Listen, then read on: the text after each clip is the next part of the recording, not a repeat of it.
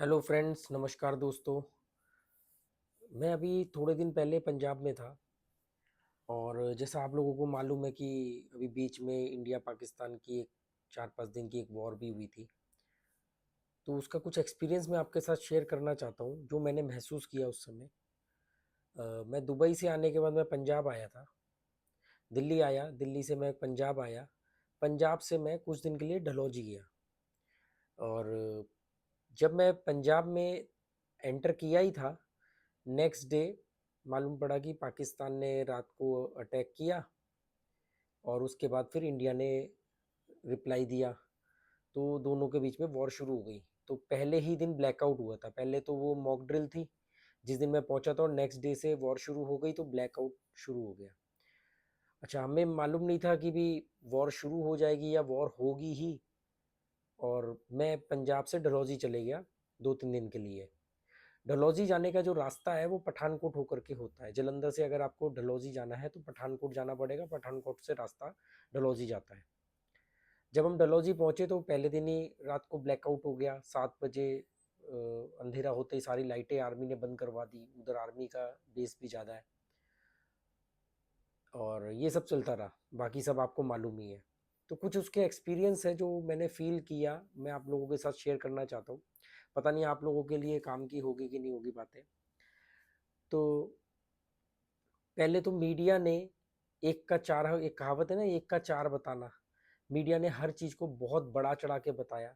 Media को किसी भी चीज़ से, किसी भी लोगों से कोई सिंपत्ति नहीं थी, उनको सिर्फ अपनी टीआरपी चाहिए थी। तो उन्होंने हर चीज़ को बहुत ग्लैमर करके, बहुत बहुत हवा बना के, जैसे एक देसी भाषा में बोलते हैं ना, हवा बना करके क्रिएट किया। अ, छोटी चीज़ को बड़ा बनाया। और जो चीज़ें हुई हैं, हुई तो है, उसको और बड़ा दिखाया और कई गुना ज़्यादा दिखाया। क्योंकि मैं वहाँ था तो मैं कुछ चीज़ों से डायरेक्ट रूबरू हो रहा था कि मीडिया में क्या चल रहा है और उस जिस जगह के बारे में चल रहा है मैं उस जगह पर हूँ, तो वहाँ पर क्या हो रहा है। तो इसलिए बोलता हूँ कि मीडिया पर ना विश्वास मत करना। मैं तो खैर टीवी देखता ही नहीं हूँ, पर मुझे इस न्यूज़ के दौरान लोगों के फ़ोन आ रहे थे, मेरे वेल विशर्स के फ़ोन आ रहे थे कि आप कहाँ हो, यहाँ क्यों हो, आपको वापस जाना चाहिए, ये वो। और कुछ इन्फॉर्मेशन आ रही थी, थोड़ी बहुत मैं भी नज़र रख रहा था। तो हुआ ये कि हर चीज़ बढ़ा चढ़ा के बताई जा रही थी और लोग पैनिक कर रहे थे और लोग अफवाहों पर ध्यान दे रहे थे। जैसे हमें ये बताया गया कि पठानकोट वाले रास्ते में तो मतलब ड्रोन घूम रहे हैं और यहाँ ब्लास्ट हो गया, वहाँ ड्रोन मार गिराया, ये हुआ वो हुआ। और तुम डलहौजी में हो, तुम वापस कैसे आओगे, वापस तो पठानकोट होकर के ही हाईवे से आना पड़ेगा, रास्ता बंद कर रखा है, पता नहीं आने देंगे नहीं आने देंगे। इस तरह के तमाम लोग हमें फ़ोन करके बता रहे हैं। जब हम आए तो सब कुछ ओके था। केवल जब हम वापस हुए 2-3 दिन बाद तो सब कुछ ओके था। सिर्फ बाजार बंद थे और रास्ते में कई जगह पर हमें मिलिट्री देखने को मिली, पर बाजार बंद थे। सिर्फ कहाँ पे, पूरे रास्ते के नहीं, सिर्फ पठानकोट के पठानकोट का जो एरिया था उतनी जगह पर सारी दुकानें बंद थी। हमने वो क्रॉस किया। वहां पर मैंने एक चीज देखी, कि मैंने रास्ते में देखा बहुत सारे लोग जिसकी जो हैसियत है, कोई मोटरसाइकिल पर अपने बीवी बच्चों के साथ 2-2 3-3 बैग लेके जा रहा है। कई कारें हमें रास्ते में देखने को मिली जो हिमाचल नंबर की थी, जो जा रही थी, जिनके मतलब पंजाब नंबर की, हिमाचल नंबर की, जम्मू जे एंड के की, जम्मू से भी जो आ रही थी, टैक्सी भी और कारें भी, जिन पर काफ़ी सारा सामान पैक था। मतलब सब लोग वॉर जोन से अपने आप को दूर लेकर के जा रहे थे। कोई अपने रिश्तेदारों के घर जा रहा था, दूर से दूर जा रहा था, जा रहे थे लोग। क्योंकि लड़ाई कितनी बढ़ जाए, कब तक चले पता नहीं, तो सब लोग अपने परिवार, अपना घर छोड़ करके बाइक पर, ऑटो में, मतलब उस इलाके को छोड़ रहे थे और दूर दूर जा रहे थे, अपने सेफ जगहों पर जा रहे थे, रिश्तेदारों के या जहाँ पे भी उनका इंतजाम हो। तो मैं उस समय ये सोच रहा था, मैं कार में था, मैंने कहा यार कमाल की बात ये है कि जो वॉर जोन से दूर रहता है, जो सिर्फ न्यूज़ देख करके, टीवी देख करके राय बनाता है, वो तो कहता है बहुत बढ़िया हुआ, और सबक सिखाओ, और हमला करो, और लड़ाई करो, निस्तो नाबूद कर दो। क्योंकि उसका कोई रह नहीं रहा यहाँ, और वो खुद वहाँ रह नहीं रहा। दुकानें बंद हो चुकी हैं, बाजार बंद हो चुके हैं, महंगाई बढ़ जाएगी, चीजें नहीं मिलेंगी लोगों को, लोग अपना घर छोड़ करके दूर जाना पड़ रहा है। स्कूल कॉलेज बंद हो गए थे 2-3 दिन के लिए। और कहीं पर भी रहेंगे घर की तो चिंता रहेगी कि घर घर के ऊपर कुछ हो गया। तो पर दूर कहीं एक कंफर्टेबल जोन में बैठा हुआ आदमी रिमोट से चैनल बदल बदल करके न्यूज़ देख रहा है और कह रहा है बहुत सही हुआ, बहुत सही हुआ, क्योंकि वो ये फील नहीं कर पा रहा है। इस सिचुएशन के अंदर जो भी ये कह रहा था कि बहुत सही हुआ है और ऐसा ही करना चाहिए, जवाब तो देना पड़ेगा। अगर सामने वाला दुश्मन देश अगर हमारे साथ कुछ गलत कर रहा है तो उसका जवाब तो देना पड़ेगा, पर हमें इसकी चाह नहीं रखनी चाहिए। मैं ये नहीं कह रहा कि किसी ने आके हमारे ऊपर हमला किया तो हम उसको जवाब ना दें, बिल्कुल नहीं। मैं तो हमेशा कहता हूँ कि भारत एक फीमेल कंट्री है, उसे मेल कंट्री बनना चाहिए, आक्रामक होना चाहिए। पर आवाम को, जो पब्लिक है, उनको ये चाह नहीं रखनी चाहिए कि आए दिन लड़ाई हो जाए या वो लड़े, या लड़ाई में मजा नहीं लेना चाहिए। जब आप ये कहो कि यार उसने हमारे साथ, दूसरे दुश्मन देश ने हमारे साथ गलत किया और हमें उसका जवाब देना ही पड़ेगा और देना ही चाहिए, पर इसमें मजा नहीं लेना चाहिए, इसमें खुशी नहीं होनी चाहिए, इसमें जोश नहीं होना चाहिए कि अरे यार मजा आ गया, एक्साइटमेंट नहीं होनी चाहिए। ये उन्हीं लोगों के होती है जिनका कोई घर का मेंबर फौज में नहीं होता है। ये उन्हीं लोगों को होती है जिनका कोई फैमिली मेंबर, रिश्तेदार या वो खुद बॉर्डर स्टेट में नहीं रहते। राजस्थान, पंजाब, जम्मू कश्मीर एक बॉर्डर स्टेट है। वहां पर मैंने वो पलायन देखा, मतलब युद्ध की वजह से लोगों को अपने घरों से जाते हुए देखा। रास्ते में हमने एक दो जगह एड्रेस पूछा तो वो लोगों के चेहरे पर जो तनाव था, जो वो घबराए हुए थे, वो उनकी बातों में दिख रहा था। और मैं सोच रहा हूँ कि वहीं पर कुछ लोग हमें बोल रहे हैं कि अरे बहुत अच्छा हुआ।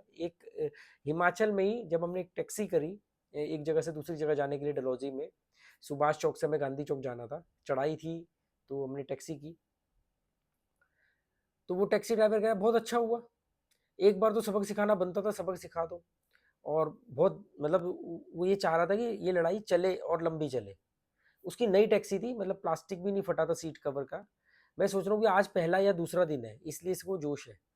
अगर यही लड़ाई ज़्यादा दिन चलेगी, कोई टूरिस्ट नहीं आएगा, ये कहाँ से अगले महीने ईएमआई भरेगा? ये रोज कमा के रोज खाने वाला आदमी है, ये कहाँ से अपना घर चलाएगा? वॉर कई बार मजबूरी के लिए करनी पड़ती है, कि सामने वाला नहीं मान रहा है तो उसे सबक सिखाने के लिए वॉर करना पड़ेगा। माफ करो, और नहीं मान रहा है तो साफ करो। पर इसमें जो मजे लेने वाले लोग हैं ना, मैं ये उन लोगों की बात कर रहा हूँ कि जो मजे ले रहे हैं, अरे बहुत बढ़िया हो गया, एक दो परमाणु बम गिरा दो, ये कर दो, वो कर दो।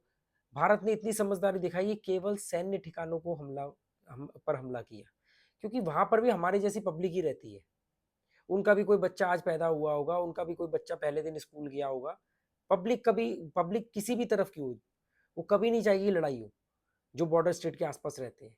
यहाँ से लोग सीमा से, सीमावर्ती इलाकों से पीछे जा रहे थे, तो वहां भी यही हो रहा होगा। कितना मुश्किल होता है कि आपको अचानक रातों रात घर से निकलना पड़ जाए, कैश है नहीं है, कैसे संभालोगे सारा सामान, ये सब। तो वो चीज जब मैंने रास्ते में देखी कि लोग दूर जा रहे थे, जम्मू कश्मीर की बहुत गाड़ियां मैंने देखी, पंजाब साइड को जाते हुए पंजाब की गाड़ियां देखी, और आगे मतलब लोग आगे की तरफ, पीछे की तरफ जा रहे थे, जहां पे लड़ाई हो रही है उस जोन को छोड़ के पीछे की तरफ जा रहे थे। और वहीं पर बाकी के जो साउथ इंडियन है, साउथ इंडिया के लोग हैं, या जो ऐसे लोग हैं जिनको कोई डर नहीं है और न्यूज देख करके राय बनाते हैं, वो तो कह रहे बहुत बढ़िया जी, बहुत बढ़िया, बहुत बढ़िया। ये सेना का काम है, हमें सेना का मनोबल बढ़ाना है, ना कि लड़ाई में मजे लेने हैं। तो ये चीज मैंने महसूस करी, कितनी तकलीफ होती है। हमें तो 2 दिन, हम तो कंफर्टेबल जोन में थे, हम डलहौजी के अंदर एक होटल में थे, सिर्फ रात को 7 बजे लाइट चली जाती थी और सुबह 6 बजे आती थी। सिर्फ इतने से में ही हमारे को ऐसे लग रहा था कि यार क्या हो रहा है, ये हो क्या रहा है। जिन लोगों के घर है वहां पर बिल्कुल बॉर्डर के आसपास, जम्मू में, कश्मीर में, पठानकोट में, उन लोगों को कैसे अपना घर शिफ्ट करते हुए मैंने देखा है, मतलब सामान लेकर के भागते हुए देखा है। तो